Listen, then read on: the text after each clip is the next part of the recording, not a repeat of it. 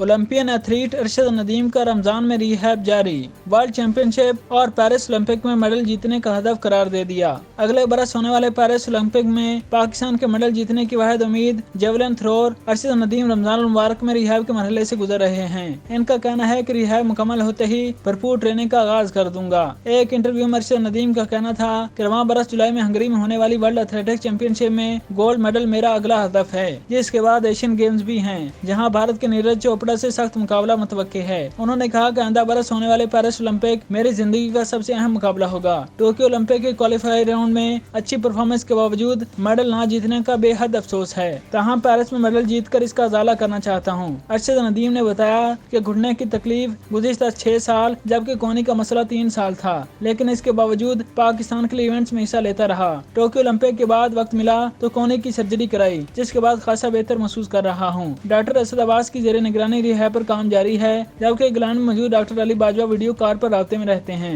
उन्होंने कहा कि कॉमनवेल्थ गेम्स में 90 मीटर से ज्यादा थ्रो करके पहली बार गोल्ड मेडल जीता था। अगर अच्छी थ्रो करता रहा तो वर्ल्ड चैंपियनशिप और ओलंपिक में मेडल जीतने के रोशन इम्कानात हैं।